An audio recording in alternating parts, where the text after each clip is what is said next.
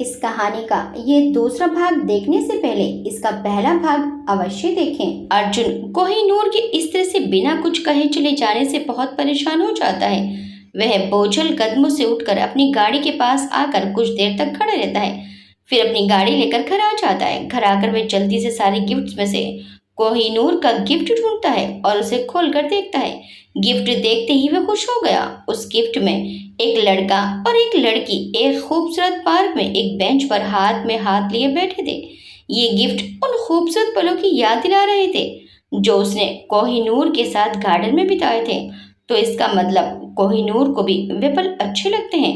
अब तो अर्जुन की खुशी का कोई ठिकाना नहीं था, पर अब तक भी उन्होंने एक दूसरे का मोबाइल नंबर नहीं लिया था।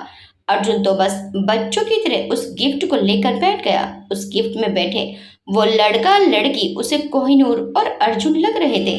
अर्जुन को अपने बर्थडे पर बहुत सारे गिफ्ट्स मिले थे, पर कोहिनूर के गिफ्ट के अलावा उसने किसी और गिफ्ट को हाथ तक नहीं लगाया। अर्जुन बिस्तर पर लेट गया। उस गिफ्ट को अपने पास रखकर उसे देखते देखते नींद आ गई। अगले दिन जल्दी उठकर शावर लेकर वो तैयार हुआ। आज उसके चेहरे पर कुछ अलग सी चमक थी। वो जल्दी से आश्रम पहुंचा तो कोहिनूर वहीं बेंच पर बैठी हुई कुछ सोचों में गुम थी। अर्जुन उसके पास आया और बोला, हाय। कोहिनूर ने भी मुस्कुराते हुए कहा, हाय, कैसे हैं आप?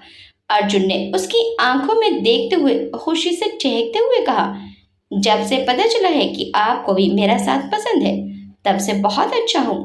कोहिनूर उसकी बात सुनकर शर्मा गई।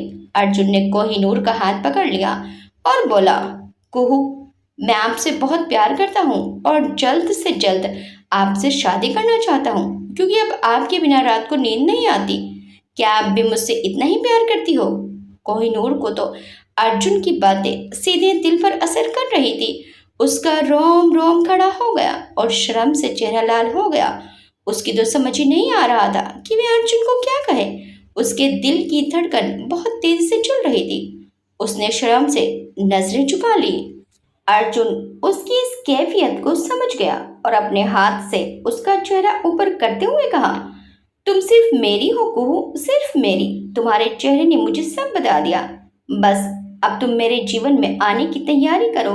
कल घर पर माँ ने पूजा रखी है, आपको भी आना है, और कल ही घर में मैं हम दोनों के रिश्ते की बात भी कर लूंगा। यार बस अब आ जाओ जल्दी से। वैसे ही इतनी लेट मिली हो, अब और नहीं रहा जाता आपके बिना। अर्जुन की बातें तो कोहिनूर के तन और मन में रस घोल रही थी। सब कुछ बहुत हसीन लग रहा था। उसे ऐसा लग रहा था कि वक्त रुक जाए और अर्जुन ऐसे ही बोलता रहे और वह सुनती रहे। बिना माँ बाप, बिना प्यार के पली बड़ी कोहिनूर अर्जुन के प्यार भरे शब्द सुनकर भावुक हो गई और उसकी आंखों से आंसू बहने लगे। अर्जुन उसके आंसू देखकर परेशान हो गया। कोहिनूर का एक एक आंसू उसके दिल पर चोट कर रहा था। उसने कोहिनूर के आंसू साफ किए और बोला, रो मत कुहू, मुझे पता है आपने अपना जीवन बिना किसी अपने के प्यार के बिताया है, पर वादा है आपसे, मैं अकेला ही आपको सब रिश्तों का प्यार दूंगा। आपके जीवन के खालीपन को अपने प्यार से भर दूंगा। अपनी जान से बढ़कर प्यार दूंगा आपको। उसने बिना कोहिनूर के एक शब्द बोले ही उसकी हर बात को समझ लिया। शायद इसे ही इश्क कहते हैं। फिर अर्जुन ऑफिस चला गया और कोहिनूर अपने काम पर आज तो जैसे वो दोनों हवा में उड़ रहे थे। सब कुछ बहुत अच्छा लग रहा था। दोनों ही पूरा दिन एक दूसरे के ख्यालों में खोए रहे और मंद मंद मुस्कुराते रहे। शाम को कोहिनूर ऑटो से आश्रम वापस आ रही थी कि उसने देखा कि एक लड़की का एक्सीडेंट हो गया है और बहुत भीड़ जमा है, पर कोई भी उसे हॉस्पिटल नहीं ले जा रहा है, बल्कि सब उसकी वीडियो बना रहे हैं। कोहिनूर ऑटो को रुकवाती है और उस लड़की को ऑटो में बिठाकर हॉस्पिटल ले जाती है। तमाशा देखने वाले कोहिनूर की वीडियो भी बना लेते हैं और सोशल मीडिया पर डाल देते हैं। कोहिनूर उस लड़की को हॉस्पिटल में एडमिट कराकर उसके घर वालों को इन्फॉर्म करती है और उस लड़की को अपना मोबाइल नंबर दे देती है और उससे कहती है कि किसी भी मदद की जरूरत हो तो वो उसे बेझिझक कॉल कर सकती है। उस लड़की को छोड़कर कोहिनूर वापस आश्रम आ जाती है। अगले दिन कोहिनूर अर्जुन के घर पूजा के लिए चली जाती है। अर्जुन कोहिनूर को देखकर खुश हो जाता है। अर्जुन भाग भाग कर बड़ी जिम्मेदारी के साथ सारे काम कर रहा था। अर्जुन को पूजा की सब तैयारी अच्छी तरह से कराते देखकर कोहिनूर को बहुत अच्छा लगता है। अवनी भी कोहिनूर से मिलकर बहुत खुश होती है। तभी वसुधा जी अवनी को अच्छे से तैयार होने के लिए कहती हैं, क्योंकि उन्होंने आज मिसेस संगीता सिंह को और उनके बेटे विजय सिंह को पूजा में शामिल होने के लिए बुलाया था। वो विजय और अवनी का रिश्ता कराना चाहती थी, तो उन्होंने पूजा के मौके पर इसलिए उनको बुलाया था कि अवनी और विजय एक दूसरे को देख भी लेंगे और परिवार भी आपस में मिल लेंगे। अर्जुन भी ये बात जानता था।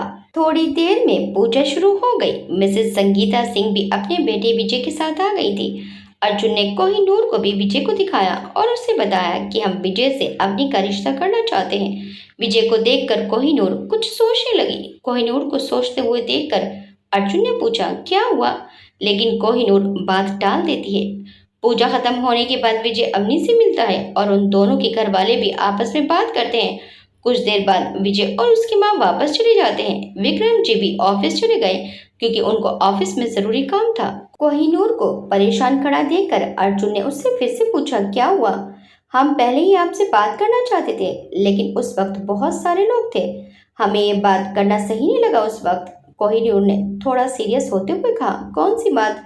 अर्जुन ने अचंभित होकर पूछा, हम समझ नहीं पा रहे हैं कि कैसे कहें, लेकिन अवनी की जिंदगी का सवाल है। कोहिनूर ने चिंतित होते हुए कहा, कोहू, आपको इतना सोचने की जरूरत नहीं है। जो भी बात है आप बेझिझक मुझे बता सकती हैं। अर्जुन ने कोहिनूर को परेशान देखकर कहा, अर्जुन, ये विजय अच्छा लड़का नहीं है।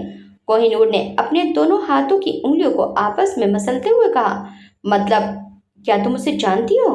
अर्जुन ने हैरानी से पूछा। एक बार वो अपने कुछ दोस्तों के साथ आश्रम आया था और वहां पर एक लड़की के साथ बदतमीजी कर रहा था। तो आप लोग अवनी की शादी की बात आगे बढ़ाने से पहले अच्छे से उसके बारे में पता कर लीजिएगा। कोहिनूर ने अर्जुन से अपनी चिंता व्यक्त करते हुए कहा। तभी अवनी वहां आ गई और अर्जुन से बोली, भाई, आपको मॉम बुला रही हैं। फिर तीनों वसुधा जी के पास चले गए। वसुधा जी ने उससे कहा, विजय और उसके घर वालों को अवनी पसंद है और हमें भी विजय पसंद है। हम चाहते हैं कि जल्दी दोनों की सगाई कर दें। अवनी को इस रिश्ते के बारे में कुछ भी नहीं पता था। अपनी मॉम के मुंह से विजय से अपने रिश्ते की बात सुनकर वो हैरान रह गई। वो अपनी मॉम से जल्दी से बोली, लेकिन मुझे विजय पसंद नहीं है। क्यों, क्या कमी है उसमें? वसुधा जी ने चौंकते हुए कहा, मॉम, इतनी जल्दी क्या है? विजय के बारे में अभी हम कुछ नहीं जानते। अर्जुन ने भी अवनी की हाँ में हाँ मिलाते हुए कहा, मैं उनको बहुत समय से जानती हूँ, बहुत अच्छे लोग हैं वे। वसुधा जी ने अर्जुन और अवनी को संतुष्ट करते हुए कहा, लेकिन मॉम, विजय ऐसा नहीं है जैसा आपको लगता है। अर्जुन ने कुछ सोचकर अपनी मॉम की तरफ देखते हुए कहा, क्या मतलब है? वसुधा जी अर्जुन को हैरानी से देखते हुए कहती हैं। फिर कोहिनूर वसुधा जी को सारी बातें बता देती है जो उसने अर्जुन को बताई थी।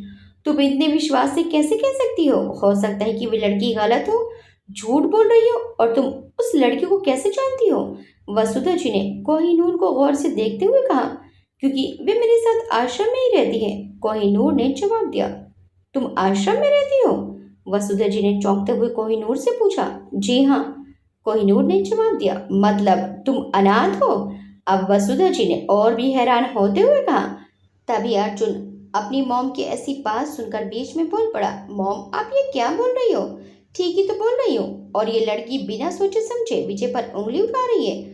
वसुधा जी ने कोहिनूर को गुस्से से देखते हुए कहा, मॉम, कोहिनूर अवनी के भले के लिए तो बोल रही है, तो क्या मैं अवनी का बुरा करना चाहती हूँ? वसुधा जी ने तंज भरे अंदाज में कहा, मेरा ये मतलब नहीं है मॉम, आप कोहिनूर को गलत समझ रहे हो।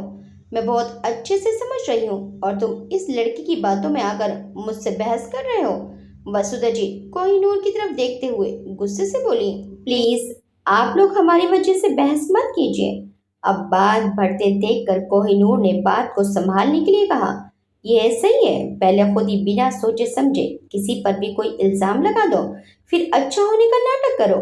तुम जैसे छोटे लोग होते ही ऐसे हैं, किसी की खुशी देख ही नहीं सकते हो। मॉम, आप कोहिनूर से इस तरह से बात नहीं कर सकते हो। अर्जुन को अपनी मॉम की बात अच्छी नहीं लगी तो उसने थोड़ा गुस्से में कहा, क्यों क्यों नहीं कर सकती हूँ? और तुम क्यों इसकी इतनी तरफदारी कर रहे हो? क्या लगती है तुम्हारी? अब वसुधा जी और तेज गुस्से में अर्जुन से बोली, मेरी सब कुछ लगती है, प्यार करता हूँ मैं उससे और शादी करना चाहता हूँ।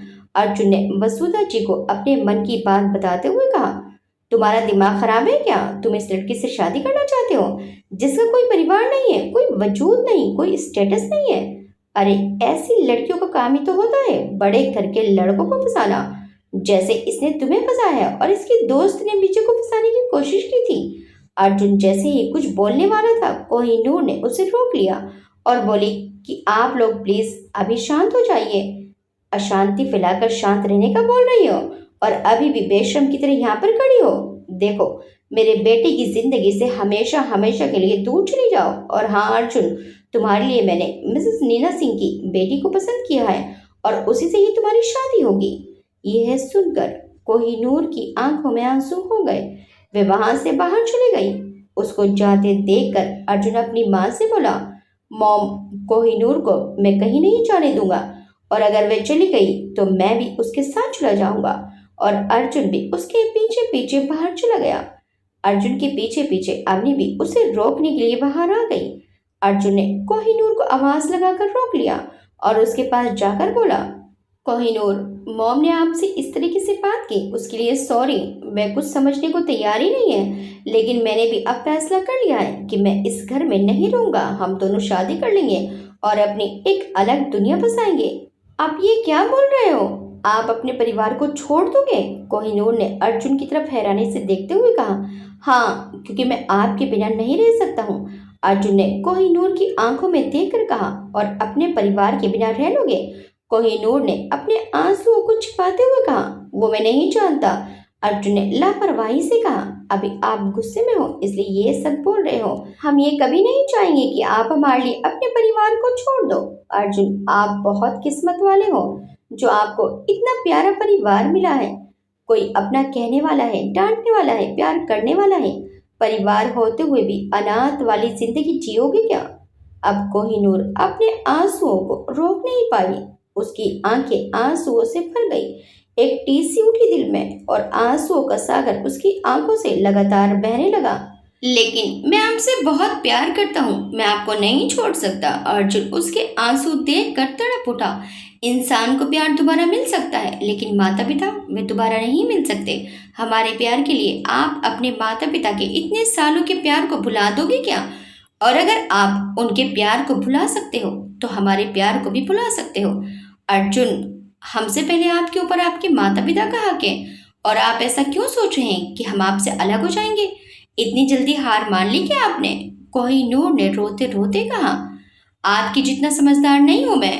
अर्जुन की आंखों में भी आंसू आ गए। वो कोहिनूर की आंखों में देखकर बोला, कोई बात नहीं, शादी के बाद हो जाओगे।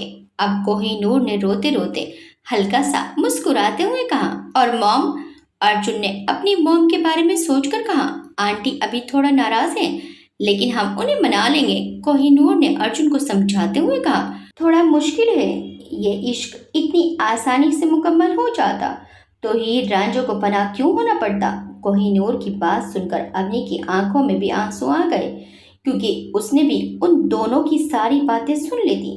भाभी, अर्जुन भाई बहुत किस्मत वाले हैं जो उन्हें आपके जैसी लड़की मिली है। मेरी भाभी सिर्फ और सिर्फ आप ही बनेगी। हाँ, तो मेरी ही तो पसंद है। अवनी की बात सुनकर अर्जुन मुस्कुराते हुए बोला, ये सब ठीक है, अब हमें एक काम करना है। सबसे पहले विजय के बारे में पता लगाना है। अर्जुन को कोहिनूर की बात सही लगी तो वह बोला, मैं पता लगाता हूँ। कोहिनूर ने उन दोनों से कहा, ठीक है, अभी मैं चलती हूँ, आप लोग अंदर जाइए। अर्जुन ने कोहिनूर की बात मानकर कहा, ठीक है, ध्यान से जाना और अपना ध्यान रखना। ठीक है। अर्जुन और अवनी अंदर जाने लगे। तभी कोहिनूर ने अर्जुन को आवाज लगाई। अर्जुन जैसे ही पीछे पलटा तो कोहिनूर ने उसे गले लगा लिया और बोली, I love you so much Arjun, और फिर चली गई। अर्जुन तो वहीं पर चुप सा गया। कोहिनूर के मुंह से ये शब्द सुनने के लिए कितना बेताब था वो, और आज इस तरह से वो अचानक इतनी जल्दी बोल कर चली गई। अपनी बाहों में भी नहीं भर सका उसे। अगर किसी और दिन बोला होता तो वो खुशी के मारे पता नहीं क्या क्या करता, पर आज खुशी के साथ दिल को एक दर्द ने भी जकड़ लिया। वो बस कोहिनूर को जाते हुए देखता रहा। भाई चलो, भाभी चली गई, हम भी चले। अवनी ने अपने भाई की हालत को देखकर कहा। अर्जुन और अवनी जैसे ही अंदर आए वसुधा जी बोली, क्यों, क्या हुआ, तुम गए नहीं, तुम तो जाने वाले थे ना। मॉम, भाभी ने भाई को समझा दिया है, वे कहीं नहीं जा रहे हैं। अवनी ने वसुधा जी के सामने ही कोहिनूर को भाभी बोला तो उनको ये बात बहुत नागवार गुजरी। वो अर्जुन की तरफ देखकर तंज मारते हुए बोली, वह तो मुझे पता ही था कि तुम वापस आ जाओगे। उस लड़की को तुमसे नहीं, तुम्हारे पैसे से मतलब है और तुम घर छोड़कर चले जाओगे। तुम्हारे पास पैसा ही नहीं रहेगा तो तुम उसकी ख्वाहिश कैसे पूरी करोगे? इसलिए उसने तुम्हें मना कर दिया होगा। अर्जुन बिना कुछ बोले वहां से अपने कमरे में चला गया। थोड़ी देर बाद विक्रम जी भी आ जाते हैं और वसुधा जी उन्हें सब बता देती हैं। अर्जुन अपने कमरे में सोफे पर बैठा हुआ आज जो कुछ भी हुआ उस बारे में सोच रहा था। उसका दिल बहुत भारी हो रहा था। वो अपने आप को रोक नहीं पाया और उसकी आंखें नम हो गई। क्यों इतना दर्द क्यों हो रहा है इस दिल में? क्यों तड़प रहा है ये दिल? अर्जुन सोच ही रहा था कि तभी अर्जुन के कमरे में विक्रम जी आते हैं। अर्जुन ने अपने डैड को देखकर कहा, डैड आप? विक्रम जी अर्जुन की तरफ देखते हुए बोले, क्यों, नहीं आ सकता क्या? अर्जुन कुछ नहीं बोला। विक्रम जी अर्जुन के पास बैठ गए और बोले, मुझे पता चला आज जो भी हुआ, लेकिन बेटा तुम्हारी माँ भी सही बोल रही है। हमारी इतनी इज्जत है समाज में और तुम ऐसी लड़की से शादी करोगे जिसको खुद अपने माँ बाप का पता नहीं, तो लोग हमें क्या बोलेंगे, हमारे बारे में क्या सोचेंगे? अपने डैड की बात सुनकर अर्जुन और उदास हो गया और धीरे से बोला, आपको लोगों की चिंता है लेकिन मेरी नहीं। विक्रम जी ने उसके कंधे पर हाथ रखा और अर्जुन को समझाते हुए कहने लगे, बात को समझने की कोशिश करो, तुम्हें उससे कहीं ज्यादा अच्छी लड़की मिल जाएगी। अपने डैड की बात सुनकर अर्जुन का दिल और भी बुझ सा गया। वे बुझे हुए दिल से बोला, मुझे कोहिनूर से अच्छी लड़की नहीं, सिर्फ और सिर्फ कोहिनूर ही चाहिए। इतना बोलकर अर्जुन कमरे से निकल गया। उधर कोहिनूर की उस घायल लड़की की मदद करने वाली वीडियो रातों रात वायरल हो गई। हर तरफ इस वीडियो की चर्चा हो रही थी। इस वीडियो को अभय के बचपन के दोस्त विहान ने भी देखा। उसको कोहिनूर के किडनैप के बारे में सब कुछ पता था। इस वीडियो को देखकर वो हैरान था क्योंकि ये लड़की हूबहू अभय की मम्मा की जैसी थी। वो फौरन अभय के पास गया और उसे ये वीडियो दिखाई। अभय भी हैरान था क्योंकि ये लड़की हूबहू उसकी मॉम जैसी दिखती थी। उसने जल्दी से अपने असिस्टेंट को बुलाया और इस वीडियो की पूरी जानकारी निकालने के लिए कहा। उस वीडियो में ऑटो का नंबर भी दिख रहा था। जैसे ये पता चला कि यह वीडियो दिल्ली का है तो अभय फौरन उस वीडियो वाली लड़की को ढूंढने के लिए अपने प्राइवेट जेट से दिल्ली के लिए निकल गया। अभय को एक उम्मीद की किरण दिखाई दे रही थी कि क्या पता उसकी दीदी का कोई पता चल जाए। उधर कोहिनूर अनाथ आश्रम आकर अपने कमरे में आ गई और फूट फूट कर रोने लगी। आज उसके दिल पर अनाथ शब्द एक हथौड़े की तरह लगा। आज उसे जीवन में पहली बार किसी के अनाथ कहने पर बहुत तकलीफ हो रही थी। दिल में एक ऐसा दर्द हो रहा था जो उसे जबरदस्त पीड़ा दे रहा था। अब तक हिम्मत से काम लेती आई कोहिनूर को आज जितनी पीड़ा कभी नहीं हुई थी। उसके दिल में रह रहकर एक टीस सी उठ रही थी। उसकी आंखों से आंसू बह जा रहे थे। वो घंटों तक रोती रही। उधर अर्जुन ने कमरे से बाहर आकर प्रताप को फोन लगाया, उसे सारी बातें बताई और उसे विजय के बारे में पता लगाने को बोला। 2 घंटे बाद प्रताप ने अर्जुन को फोन करके बताया कि विजय 9 बजे द स्टार क्लब में किसी पार्टी में जाने वाला है। हो सकता है वहां कुछ पता चल जाए। अर्जुन ने विजय से कहा, 8 तो बज ही गए हैं, तो एक काम कर, 9 बजे मुझे उसी क्लब में मिल, मैं वहीं पहुंचता हूँ। 9 बजे तक दोनों क्लब पहुंच गए लेकिन उन्हें विजय कहीं नहीं दिखता। कुछ देर इंतजार करने के बाद विजय एक लड़की के साथ आया। फिर एक लड़का विजय के पास जाकर बोला, तू कहाँ था, इतना लेट हो गया? विजय उस लड़के से हंसते हुए बोला, वह सब छोड़, इससे मिल, मेरी नई गर्लफ्रेंड। उस लड़के ने पूछा, तो तूने नई गर्लफ्रेंड की खुशी में पार्टी रखी है क्या? विजय ने उस लड़की को अपनी बाहों में भरते हुए कहा, अरे नहीं यार, आज एक पैसे वाली मुर्गी फंसी है तो उस खुशी में आज पार्टी दी है। बहुत बड़े घर की है, अब तो जिंदगी भर ऐश ही ऐश है। ये सुनकर अर्जुन को बहुत गुस्सा आ गया और विजय के पास जाकर उसे एक जोरदार थप्पड़ मारा और बोला, ऐश तो मैं भी तुझे करवाता हूँ। फिर अर्जुन उसे मारने लगा। इतने में प्रताप ने बीच में आकर उसे रोक लिया। विजय को बहुत गुस्सा आ गया। वह अर्जुन को बोला, ये तूने अच्छा नहीं किया, तुझे मैं अब ऐसा सबक सिखाऊंगा कि जिंदगी भर याद रखेगा। उसकी बात सुनकर अर्जुन को और भी ज्यादा गुस्सा आ गया। वह फिर से उसे मारने के लिए आगे बढ़ा, लेकिन प्रताप अर्जुन को खींचकर बाहर ले गया। प्रताप अर्जुन को शांत करते हुए बोला, रिलैक्स अर्जुन, छोड़ो ये सब। अर्जुन गुस्से में बोला, तूने सुना कैसे वो हम लोगों को धोखा देने के बारे में सोच रहा था? प्रताप ने उसे समझाते हुए कहा, हाँ लेकिन कुछ कर तो नहीं पाया ना। अभी बहुत लेट हो गया है, एक काम कर, तू घर जा, घर पर सब तेरा इंतजार कर रहे होंगे। अर्जुन ने अपना दिमाग थोड़ा सा शांत किया और बोला, ठीक है। अर्जुन ने अवनी को फोन करके सब बता दिया। अवनी खुश हो जाती है। फिर दोनों अपनी अपनी कार से जाने लगते हैं। अर्जुन अभी थोड़ी दूर ही गया था कि तभी एक ट्रक उसकी कार को टक्कर मार कर निकल जाता है। अर्जुन का बहुत ही बुरी तरह से एक्सीडेंट हो जाता है। जैसे ही अर्जुन का एक्सीडेंट होता है वैसे ही कोहिनूर को अजीब सी बेचैनी होने लगती है। वे अर्जुन को फोन करती है लेकिन वे उठाता नहीं है। फिर वे अवनी को फोन करती है तो अवनी ने कोहिनूर को भी सारी बात बता दी और बोली कि भाई ड्राइव कर रहे हैं, शायद इसलिए फोन नहीं उठा रहे होंगे। उधर एक्सीडेंट की जगह उसी वक्त प्रताप भी आ जाता है क्योंकि उन दोनों की गाड़ी आगे पीछे ही थी। वे फटाफट अर्जुन को हॉस्पिटल ले गया और अवनी को अर्जुन के एक्सीडेंट के बारे में बताया। अवनी के तो हाथ पैर कांप गए। वो जोर जोर से रोती भागी हुई अपनी मॉम डैड के कमरे में गई। अवनी को इस तरह रोते देखकर वो भी डर गए। अवनी ने उनको भी अर्जुन के एक्सीडेंट के बारे में बताया।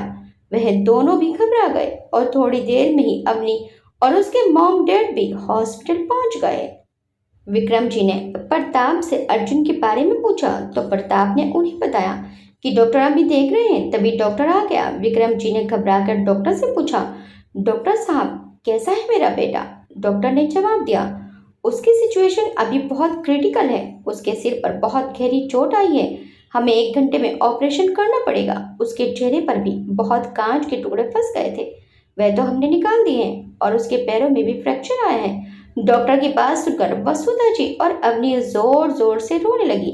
प्रताप उन्हें संभालता है। विक्रम जी अपने आप को संभालते हुए डॉक्टर से बोले, डॉक्टर साहब आपको जो करना है कीजिए, लेकिन मेरे बेटे को ठीक कर दीजिए। डॉक्टर ने जवाब दिया, देखिए मैं आपको कोई झूठी उम्मीद नहीं देना चाहता क्योंकि उनकी चोट इतनी गहरी है कि ऑपरेशन सक्सेस होने के सिर्फ 10% चांस है, लेकिन हम अपने बेस्ट डॉक्टर से बात कर रहे हैं। अब वही हमारी आखिरी उम्मीद है। आप लोग भगवान पर भरोसा रखिए। डॉक्टर की बात सुनकर सभी लोग बहुत घबरा गए। थोड़ी देर बाद प्रताप के पास पुलिस का फोन आया और पुलिस ने बताया कि इस एक्सीडेंट के पीछे विजय का हाथ है। उन्होंने विजय को अरेस्ट कर लिया है। प्रताप ने सब लोगों को ये बात बता दी। वसुधा जी बोली, लेकिन वह ऐसा क्यों करेगा? फिर विजय ने उनको क्लब वाली भी सारी बातें बता दी। तभी वंदना मैम और कोहिनूर भी हॉस्पिटल पहुंच गई। कोहिनूर अर्जुन के परिवार वालों को वहां देखकर घबरा गई और उन सबसे पूछा, आप लोग यहाँ? कोहिनूर को देखकर अवनी उसके गले से लगकर रोने लगी। कोहिनूर ने लड़खड़ाती आवाज में पूछा, अवनी सब ठीक तो है ना? क्या हुआ है? अवनी ने रोते रोते कहा, भाई का एक्सीडेंट हो गया है। एक्सीडेंट की बात सुनकर कोहिनूर कांपने लगी। तभी वहां डॉक्टर आया और कोहिनूर से बोला, अच्छा हुआ आप आ गई डॉक्टर कोहिनूर, पेशेंट की सिचुएशन बहुत क्रिटिकल है, हमें जल्दी ऑपरेशन करना पड़ेगा, चलिए। डॉक्टर की बात सुनकर प्रताप, अवनी, वसुधा जी और विक्रम जी चौंक जाते हैं क्योंकि उन्हें पता ही नहीं था कि कोहिनूर एक डॉक्टर है।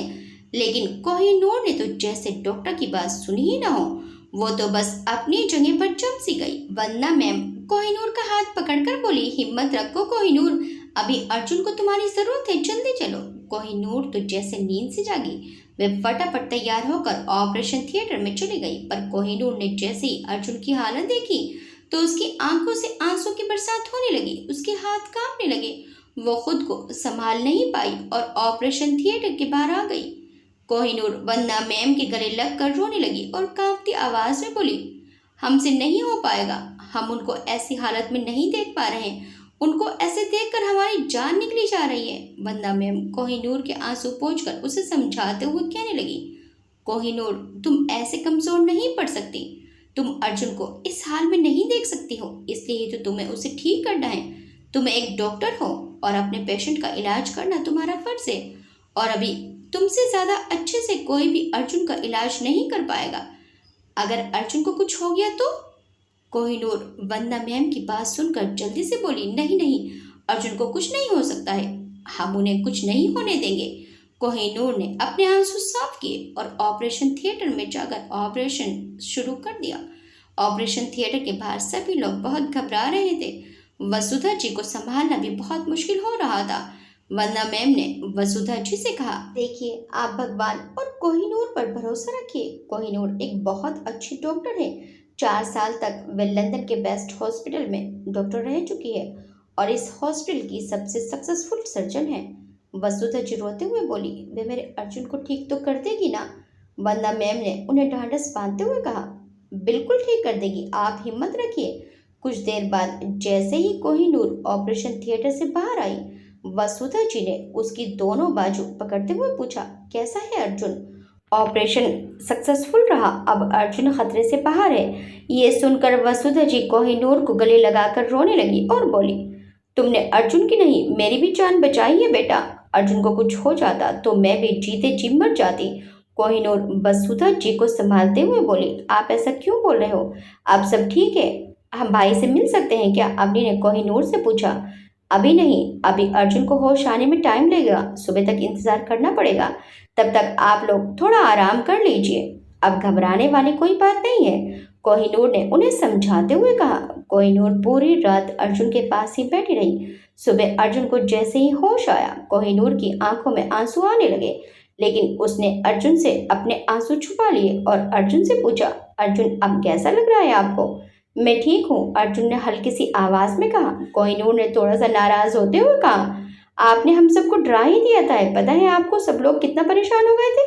अर्जुन ने कोहिनूर से पूछा। मॉम कैसी हैं? कोहिनूर ने अर्जुन के हाथ पर हाथ रखकर कहा, आप ठीक हो गए हो तो अब वे भी ठीक हैं, मैं भी बुला कर लाती हूँ उनको।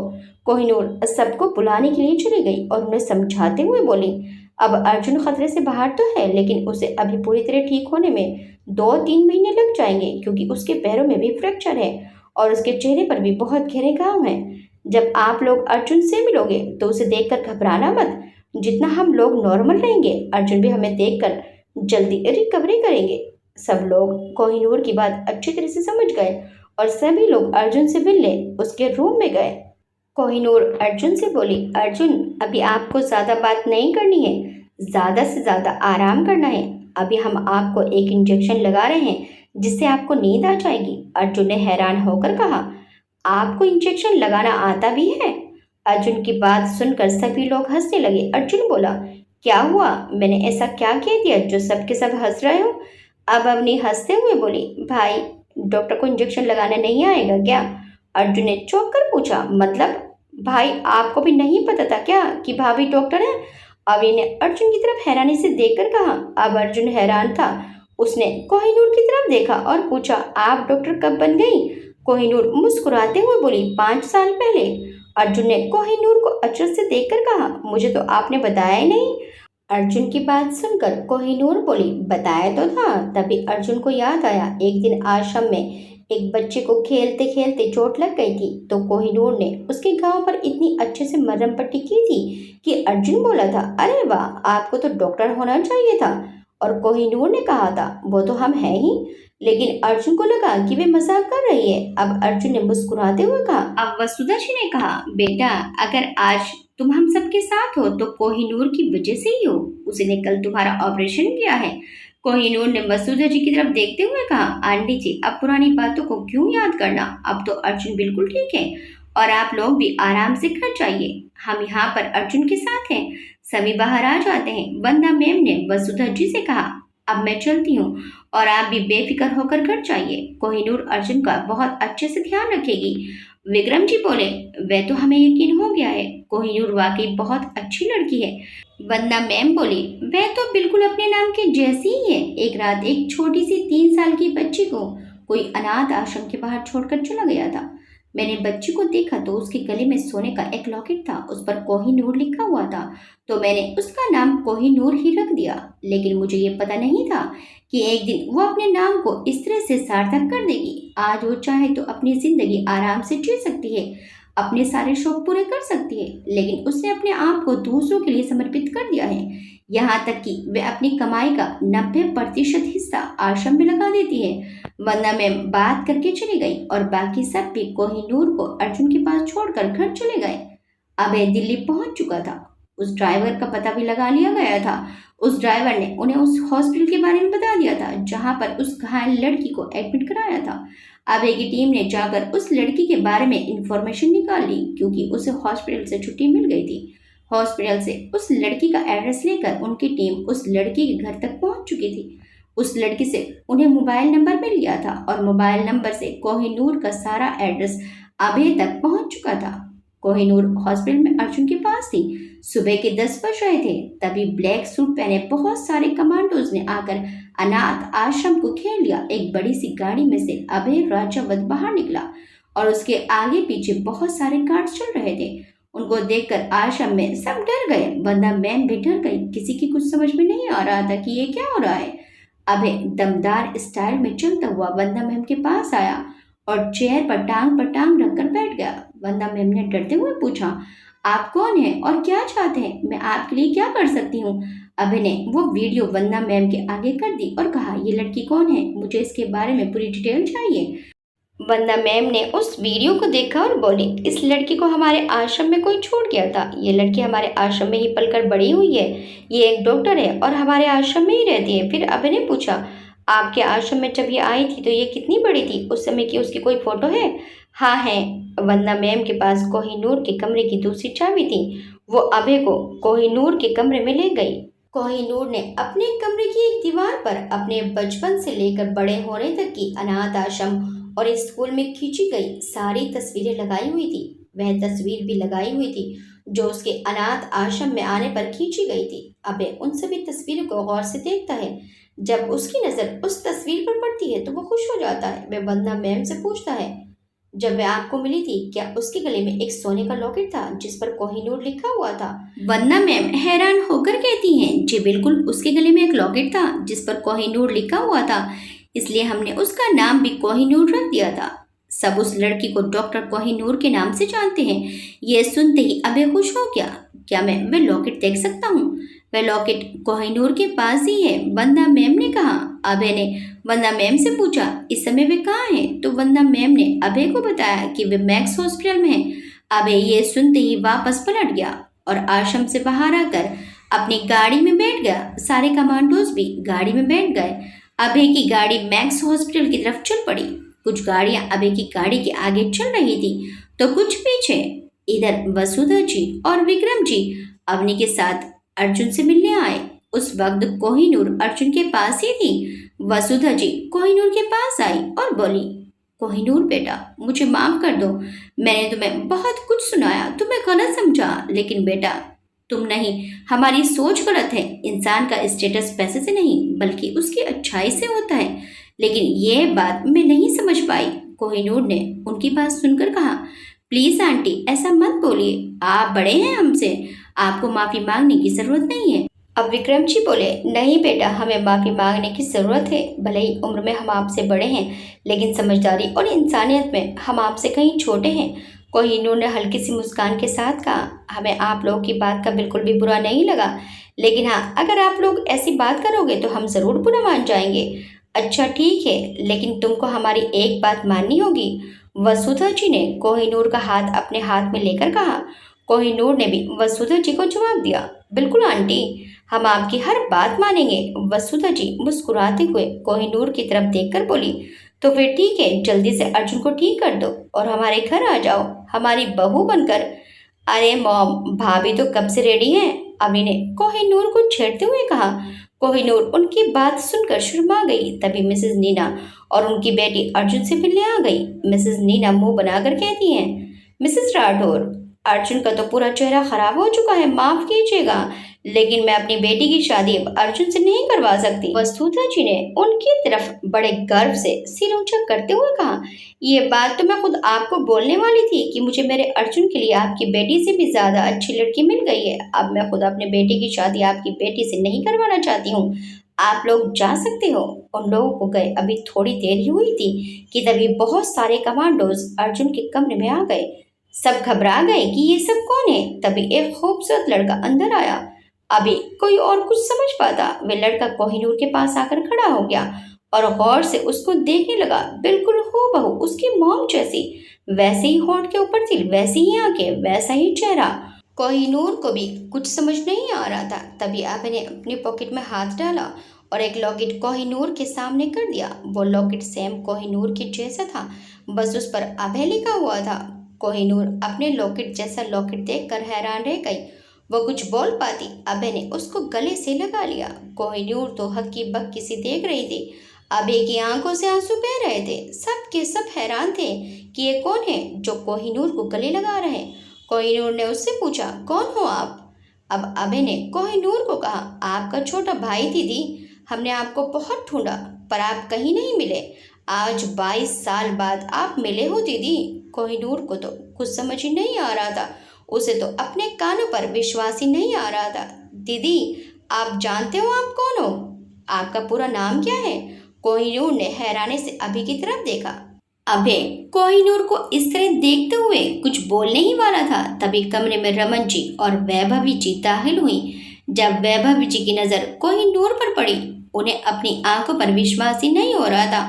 उन्होंने कोहिनूर को एक झलक में ही पहचान लिया। वो भागकर कोहिनूर के पास आई और रोने लगी, मेरी बच्ची। और ये कहकर कोहिनूर को गले से लगा लिया। सब हैरान, आखिर कौन है ये लोग? रमन जी भी कोहिनूर के पास आए और उसे गले लगा लिया। कोहिनूर को अभी तक भी सब कुछ सही से समझ में नहीं आया था।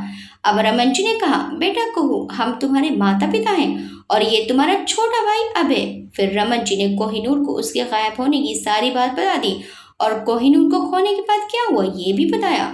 कोहिनूर भी सारी बात सुनकर रोने लगी और अपने माता पिता के गले लग गई। रमन जी ने कहा कि 22 साल पहले कोहिनूर हॉस्पिटल से ही गायब हुई थी और आज हॉस्पिटल से ही हमें वापस मिली है। बाकी सब तो दर्शक बनकर देख रहे थे। तभी विक्रम जी पास आए और बोले, आप हैं कौन? रमन जी ने अपना परिचय दिया। मेरा नाम रमन राजावत, ये मेरी पत्नी वैभवी राजावत, ये मेरा बेटा अभय राजावत। इनको आप जानते ही होंगे, इनका पूरा नाम है कोहिनूर राजावत। राजावत परिवार की इकलौती बेटी, हम सबकी जान। विक्रम जी का मुंह खुला का खुला रह गया। आप राजावत एम्पायर के, उनके शब्द मुंह में ही अटक कर रह गए। रमन जी बोले, जी, राजावत एम्पायर के इकलौते वारिस हैं हम, और अब मेरी बेटी और बेटा उस एम्पायर के वारिस हैं। उस कमरे में मौजूद सभी लोग आंखें फाड़ फाड़ कर देख रहे थे। तभी रमन जी ने कोहिनूर का हाथ पकड़ा और कहा, चलो बेटी अपने घर चले। रमन जी कोहिनूर को साथ लेकर चल दिए। कोहिनूर ने जाते जाते अर्जुन की तरफ देखा तो अर्जुन की आंखों में अनगिनत सवाल और जुदाई की तड़प कोहिनूर को साफ दिख रही थी। पीछे पीछे वैभवी जी और अभी भी चल दिए और उनके पीछे पीछे सारे कमांडोज भी कमरे से निकल गए। रह गया तो बस कमरे में सन्नाटा।